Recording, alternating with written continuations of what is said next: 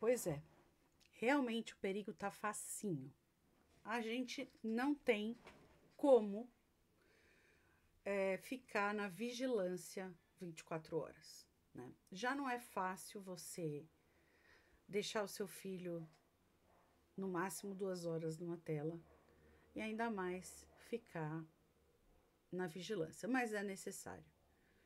Você tem que olhar, você tem que saber o que ele está assistindo, você tem que ver quais são os joguinhos, os programas do YouTube, quem são os amigos, se você deixa aí dormir na casa, não deixa dormir na casa. Tem que estar de olho, né? Então, inclusive, já fazendo um gancho lá no quarto episódio, né? O quarto episódio da série é isso. O primeiro episódio é a captura do menino pela polícia. O segundo episódio é a investigação no âmbito escolar.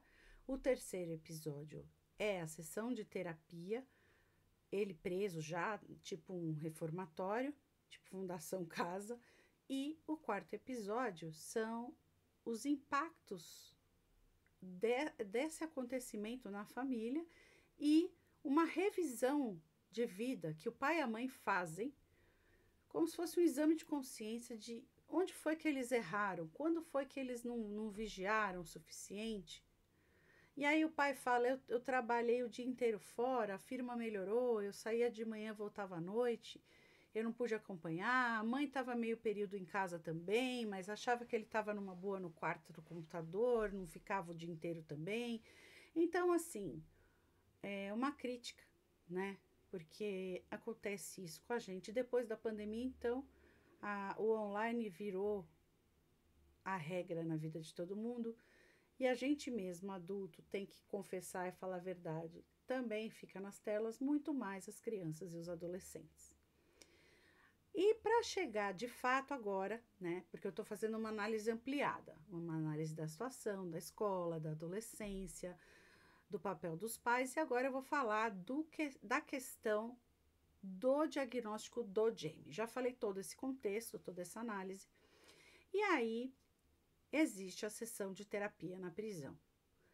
A psicóloga que vai lá, ela está escolhida, né? Deve ser uma perita, que o juiz pediu para que ela fizesse uma avaliação psicológica, já tinham ido outros lá, e até que a gente percebe que ela tem um bom vínculo com o menino, é amigável, ela leva um sanduíche para ele, eles têm uma boa relação, né? E aí, durante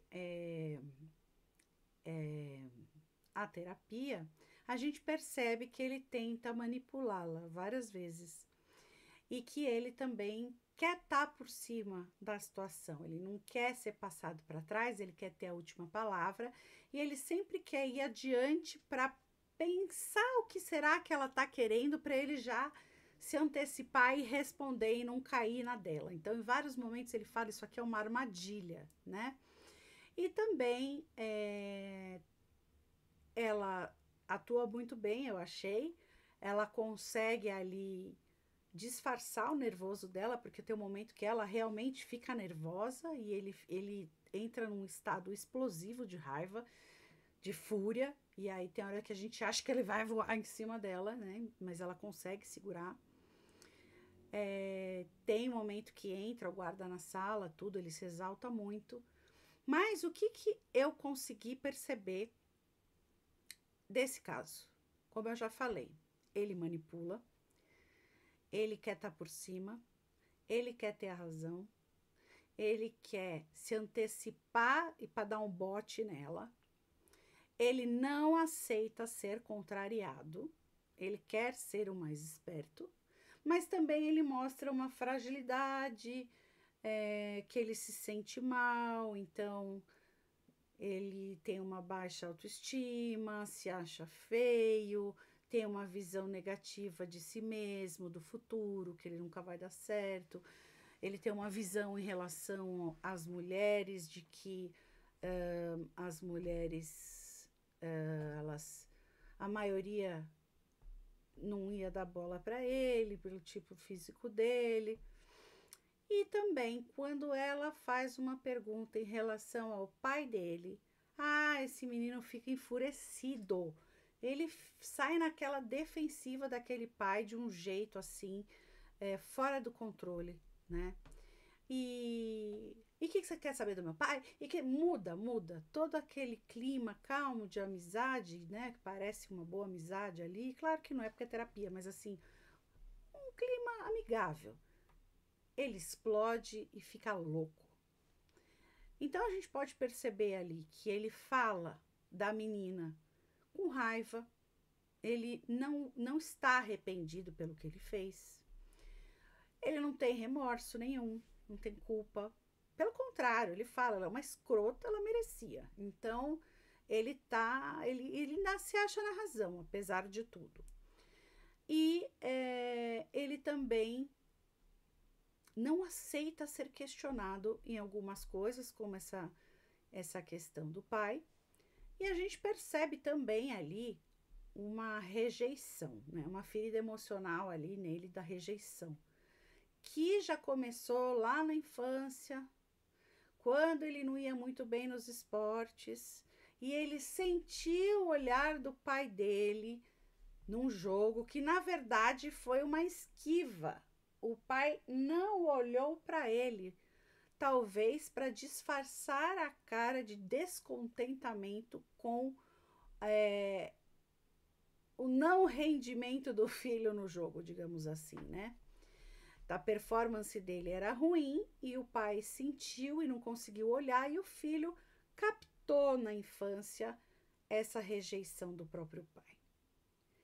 E isso foi aumentando porque a rejeição das mulheres e o bullying dessa menina no colégio só fez com que essa ferida dele fosse mais escarafunchada ainda, né?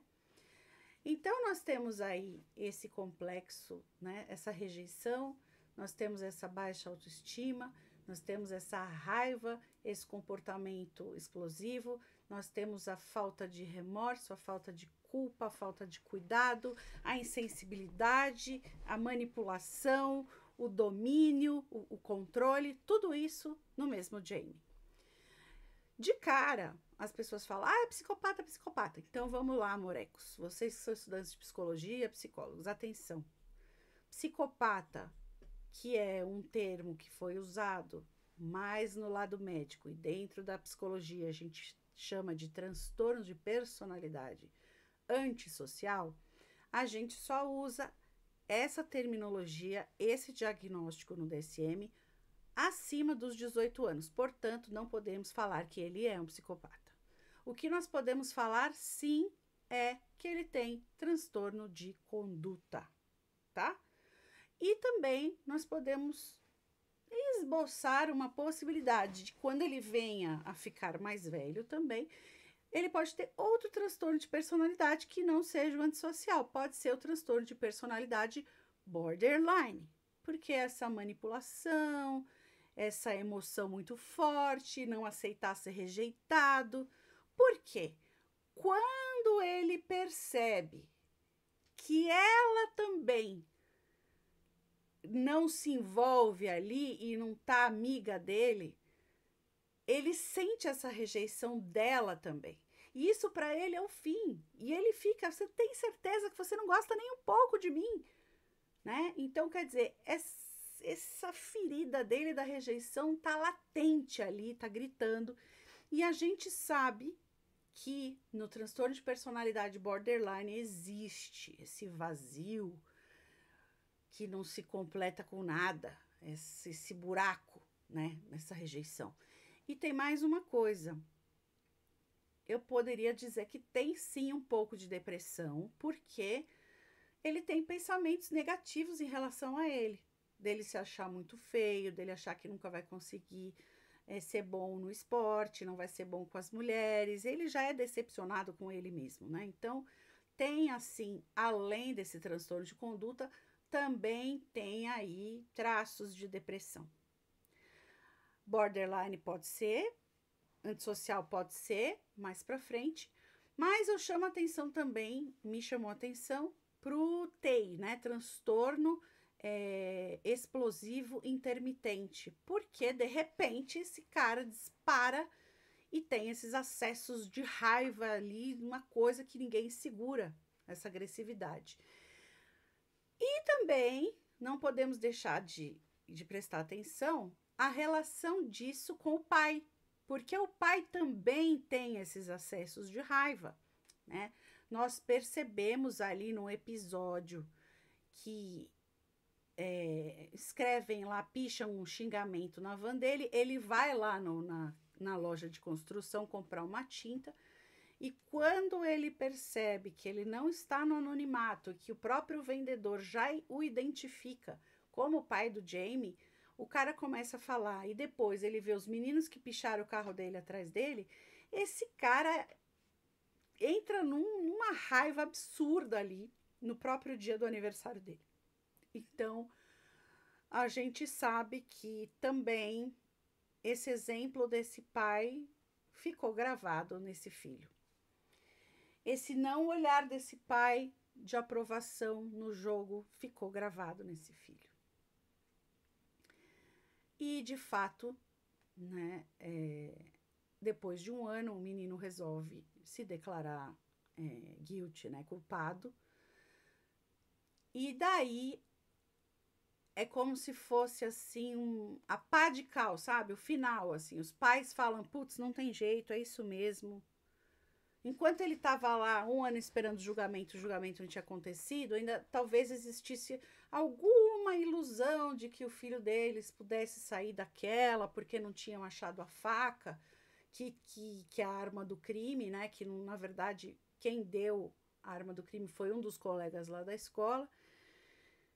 Mas foi no aniversário do pai que o menino liga de lá, o Jamie, para dar parabéns e acaba dizendo para esse pai que resolveu realmente assumir a culpa, que já era dele, óbvio. E a cena final eu achei muito bonita, né? E para mim o que foi chocante é que o quarto do Jamie não era um quarto muito adolescente. A decoração do quarto do Jamie era mais criança do que adolescente, né? Um papel de parede assim com as estrelas, as constelações do espaço, o jogo de cama também seguindo o mesmo tema, azul com as estrelas, e um TED lá, né? Um ursinho de pelúcia que o pai chora e dá um beijinho no ursinho e cobre o ursinho e pede desculpas porque, filho, eu falhei com você.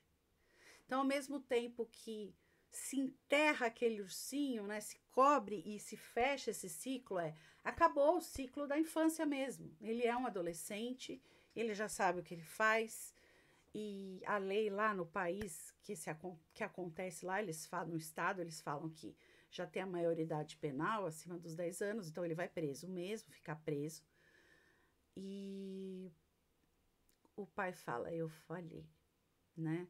Então fica aqui essa dica para nós, psicólogos, terapeutas, que estamos sempre atendendo famílias, atendendo adolescentes. Se você que não é da sistêmica, mas que atende adolescente e fatalmente chama o pai e a mãe para conversar, fiquem atentos.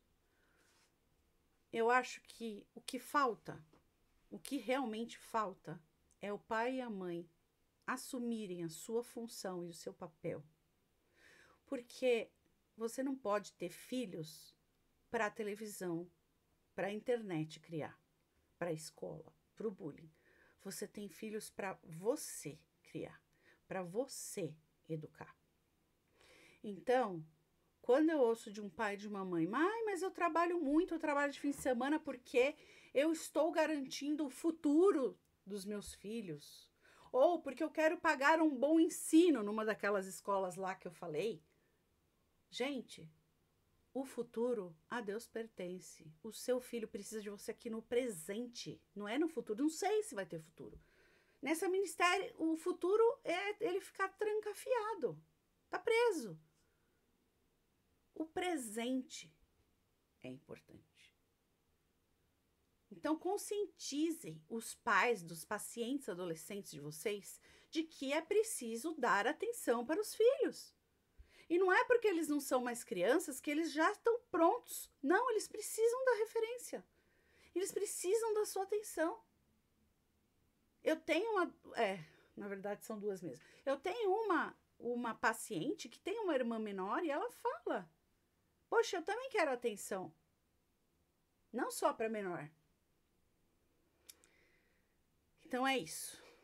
Por hoje é só, por esse vídeo é só. Eu espero que você tenha gostado dessa análise que eu fiz.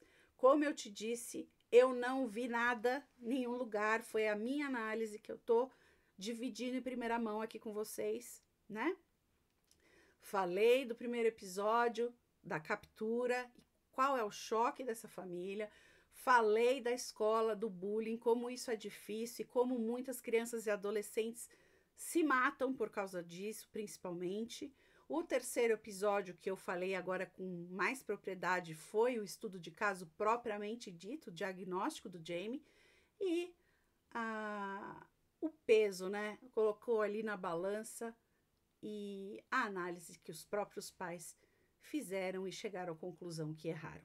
Desejo para você que você assista de novo, se você quiser prestar atenção nessas coisas que eu falei, que você vá lá no DSM e leia o transtorno explosivo intermitente, o transtorno de conduta, a depressão, borderline, transtorno antissocial, para fechar com o estudo essa ideia que eu passei para vocês, tá bom? Eu peço para você que se inscreva aqui no meu canal, curta esse vídeo e compartilhe, ok? Beijo no coração e até a próxima!